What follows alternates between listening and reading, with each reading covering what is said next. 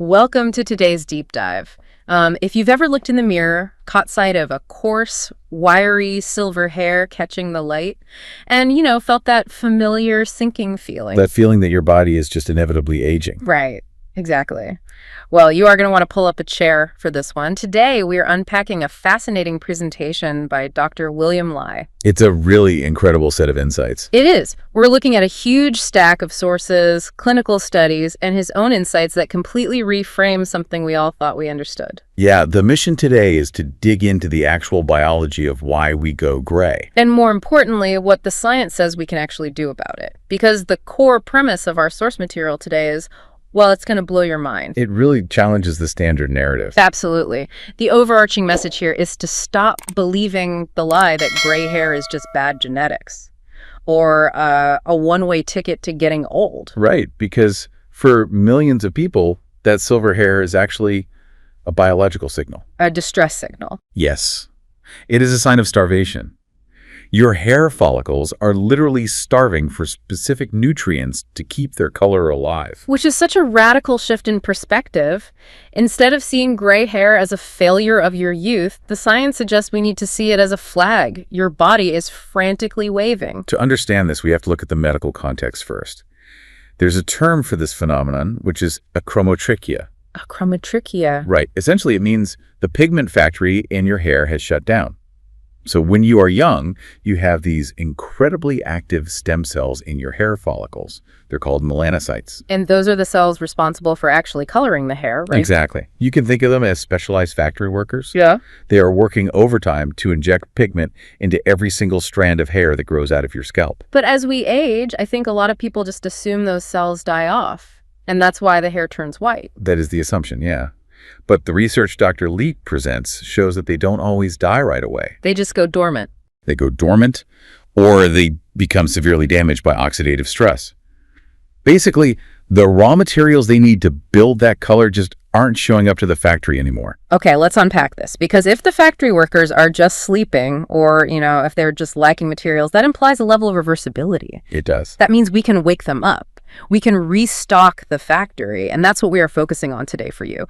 We are looking at a highly specific, science-backed grocery list. 6 specific foods. Right, 6 foods that directly address the root causes of this starvation, which the presentation identifies as mineral deficiency, hydrogen peroxide buildup, and oxidative stress. No expensive serums here, just real food. Just real food. So where does this protocol actually begin? If we are restocking the factory, what is the most critical raw material we are missing? The most critical and honestly perhaps the most nutrient-dense food for your hair follicles is one that has largely fallen out of the modern Western diet. It's beef liver. Oh man, I can practically hear the collective groan from everyone listening right now. Liver is a really tough sell for a lot of people. It can be. But what's fascinating here is the absolute biological necessity of what's inside that liver. We're talking about copper, right? Specifically, highly bioavailable copper. Your body literally cannot produce hair pigment without an enzyme called tyrosinase. Tyrosinase. Right. If we stick to your factory analogy, tyrosinase is the worker on the assembly line who physically paints the hair shaft. I love that visual. But tyrosinase is completely dependent on copper to function. It acts as a catalyst. So if your blood is low on copper, the enzyme just stops working. The worker walks off the job. Your hair keeps growing, but it comes out completely white. It makes sense in theory, but is there actually clinical proof that having low copper changes your hair color? There is absolute proof. The sources highlight a pivotal study where researchers didn't just look at a handful of people. They looked at the copper levels in hundreds of patients who were experiencing premature and senile graying. And what did they find? The results were stark.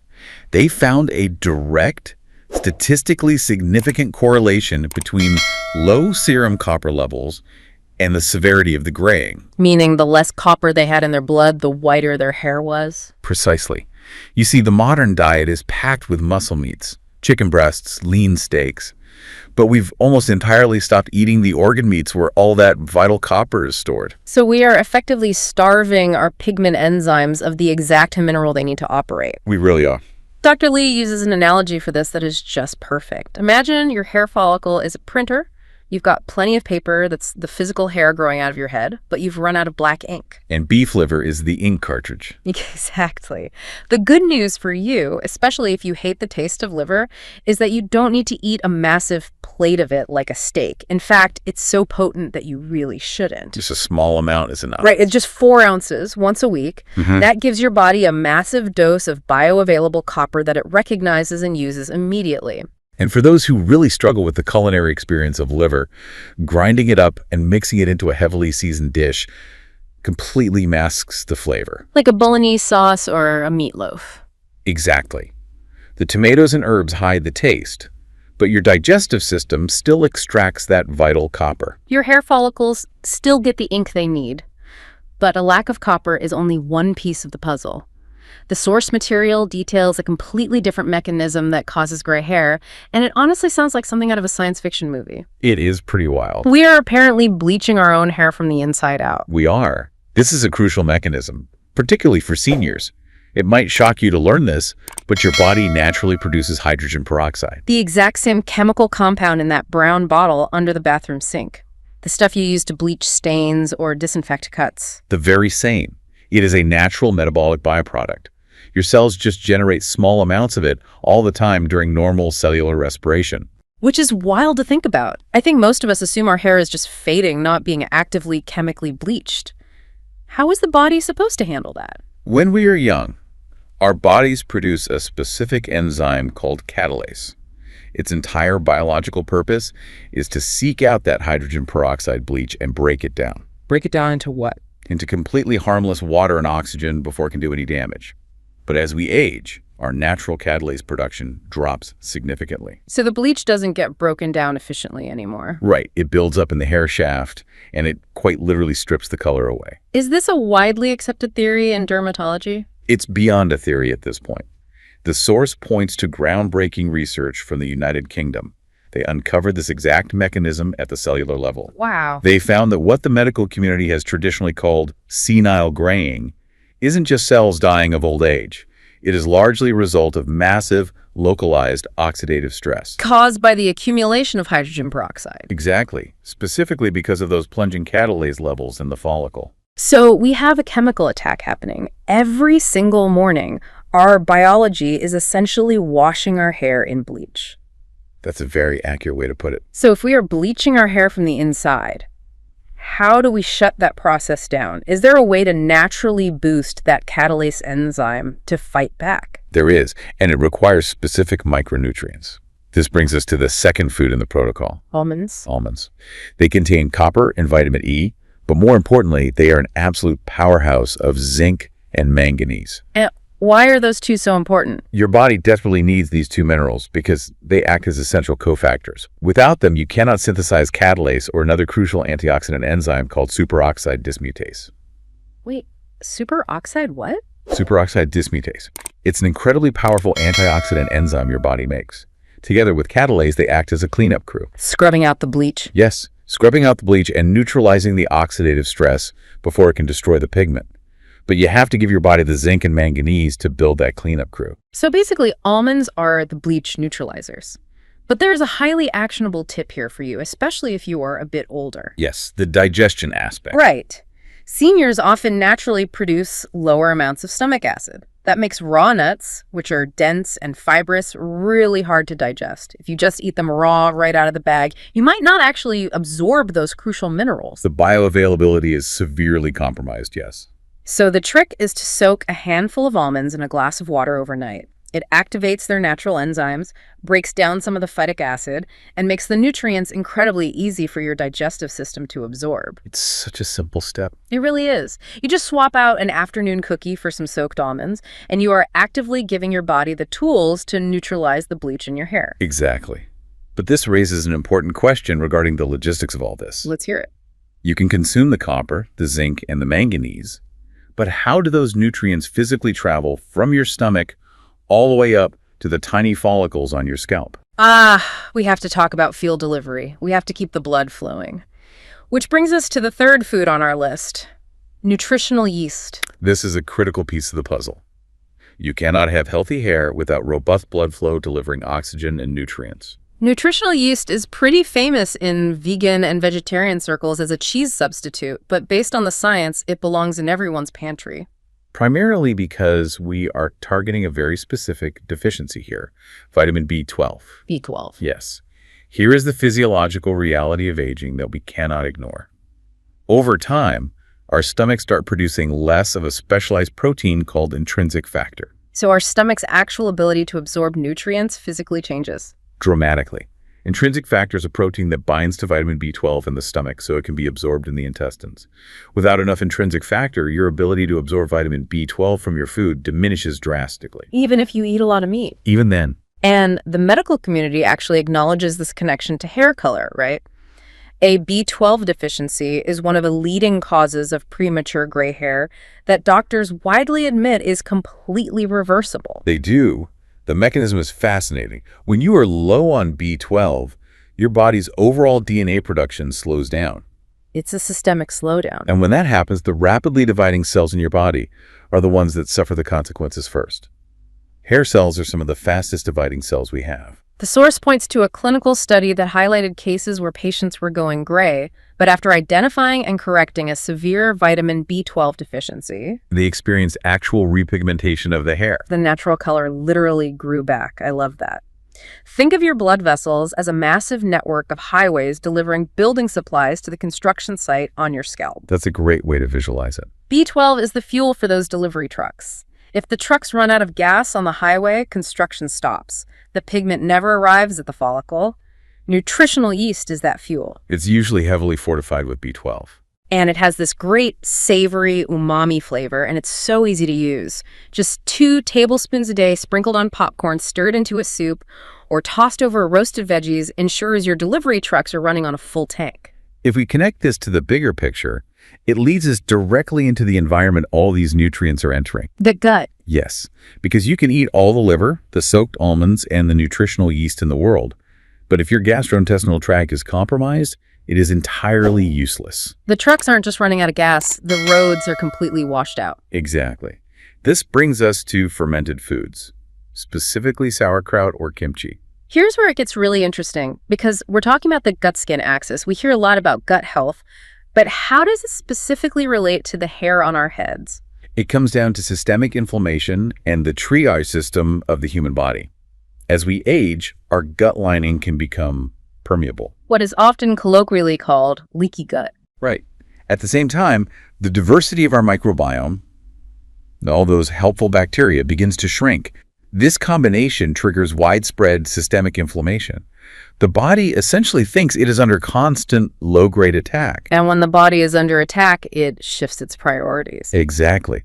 The source emphasizes a profound biological truth here.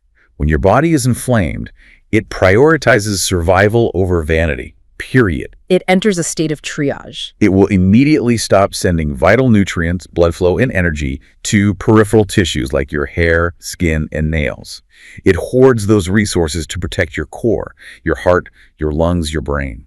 On top of that, if your gut is inflamed and not acidic enough, you physically cannot break down the complex minerals like the iron and copper we've been talking about. It's a double-edged sword. It makes total sense. Why would your body care about hair color when it thinks it's fighting for its life? It wouldn't. It's a brilliant survival mechanism, but it's terrible for your hair. The clinical research notes that malabsorption syndromes are a frequent underlying cause of hair hypopigmentation. Furthermore, we now know that the friendly bacteria in a healthy, diverse gut are actually responsible for producing certain B vitamins themselves. Including biotin, right. Including biotin, Yeah. which is absolutely essential for hair color, strength, and texture. So if your gut is the soil in a garden, and that soil is dry, cracked, inflamed, and totally depleted, it doesn't matter how many premium seeds you plant or how much water you pour on it. Nothing vibrant is going to grow. Right. Sauerkraut and kimchi act as the fertilizer. They provide living probiotics to help heal and seal that gut lining, reducing the systemic inflammation. They also provide lactic acid to improve digestion, so you can actually break down the minerals. It's so efficient. Just 1 tablespoon of sauerkraut with your dinner helps restore the soil so your garden can bloom. It's such a tiny addition for a massive biological payoff. Which brings up a critical point about defense. We've established how to build the pigment, neutralize the internal bleach, and fix the gut soil. But none of that matters if the melanocyte cells are being actively destroyed by our environment. Exactly. How do we actually shield them from that daily damage? Right, because we are under constant assault. Which brings us to food number 5. Dark berries, blackberries, and blueberries. This is where we tackle the daily environmental assault on our biology. Every single day, psychological stress, environmental pollution, and ultraviolet sunlight create free radicals in your body. And free radicals are highly unstable, volatile molecules that aggressively tear apart your cells looking for an electron to steal. You've got it. And your melanocytes, those pigment-producing factory workers, are incredibly sensitive to this kind of oxidative damage. They are fragile. Very fragile. The clinical research demonstrates that oxidative stress is a primary driver in the aging and death of the hair follicle melanocyte. It just overwhelms them. It does. The studies show that as your natural antioxidant defenses crumble over time, the oxidative stress overwhelms the cell. When a melanocyte becomes too damaged, it undergoes something called apoptosis. Wait, apoptosis, you mean cell suicide. You're saying the body is intentionally ordering these pigment factories to self-destruct? Yes. It's a protective mechanism. The body would rather force a severely damaged cell to undergo programmed cell death apoptosis than risk that cell mutating and becoming cancerous. So the body kills the melanocyte to save the whole system. Exactly. But once those specific melanocytes undergo apoptosis, the gray hair is permanent. You can't wake them up if they are gone. So we have to protect them before the body forces them to shut down. That is the goal. That's why dark berries are so crucial to this protocol. They are absolutely loaded with powerful antioxidants called anthocyanins. That's what gives them that deep, dark, almost black color. Right, as well as high levels of vitamin C. In nature, dark colors usually signal a plant's protection against UV radiation and environmental stress, and they do the exact same thing inside your body. They act as a neutralizing force against the free radicals. Exactly. So basically, the anthocyanins and vitamin C in the berries are like a heavily armed security guard, or a bouncer standing right outside the door of your pigment factory. I like the bouncer analogy. Yeah. When those free radical vandals show up from the pollution or the sun, trying to break in and smash the machinery, the security guard tackles them and throws them out before they can trigger that cell suicide. It's a proactive defense. Eating just 1 cup of dark berries a day keeps the factory safe from being vandalized. And that leads us perfectly into our 6th and final food on the protocol. This one is a beautiful example of ancient wisdom being perfectly validated by modern nutritional analysis. We are talking about black sesame seeds. I always find it fascinating when history and modern science end up arriving at the exact same conclusion. It happens more often than we think. How long have these seeds been used for hair health? For thousands of years. In traditional Chinese medicine, or TCM, black sesame seeds have been the primary go-to remedy for graying hair and aging. That's incredible. The traditional philosophical belief in TCM is that these seeds specifically nourish the jing, or the vital essence of the liver and the kidneys. In that medical system, the liver and kidneys are the organs that govern the health and color of your hair. And what happens when modern science puts that ancient remedy under a microscope? It completely validates it.